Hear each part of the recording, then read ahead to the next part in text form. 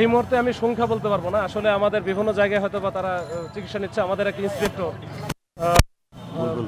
বুলবুল নাম, এই সে প্রেস ক্লাবে থাকে, তাকে কিন্তু মানে গুরুতরভাবে মারছে এবং এটা হচ্ছে ভাইরালও হয়েছে দেখলাম। তো এইভাবে অনেকেই আমাদের হয়তো বা মানে ইনজুরি হয়েছে, আমাদেরও বিভিন্ন জায়গায় লাগছে। এখন এটা আমরা হয়তো বা সংখ্যাটা এই মুহূর্তে বলতে পারবো। বর্তমানে কয়জন বাহিনী আছে ভাই? ভাই আমরা শিক্ষার্থীদের আটক বা এসব করতে চাই না, তারপরেও আমরা হয়তো দেখি কিভাবে। আমি এটা আসলে ফাইনালটা জানি না, এটা হয়তো পরে বলতে পারবো যে কতজনকে আটক বা কি অবস্থা করছে। যদি কিছু করা থাকে আমরা যাচাই বাছাই করে দেখে তারপরে এটা ব্যবস্থা নেব। আপনাদের কাছে কি বলেছে, ছাত্ররাই কি ঘটনা ঘটেছে নাকি আপনি যেটা বলেছেন যে দুষ্কৃতিকারী ঢুকে গেছে তারাই? তো শুরু থেকেই আছে, পরবর্তীতে বাংলাদেশ সেনাবাহিনী আসছিল, র্যাবও আসছে, এখন বিজিবিও আছে, আসলে সবাই আছে। এখন তো কিছু নাই, এখন তো সবাই চলে গেছে, এখন পরিস্থিতি একেবারে নরমাল। এখানে আমরা এখন অবস্থান করছি। নতুন কোনো আশঙ্কা আছে কিনা পরিস্থিতি উত্তপ্ত হওয়ার?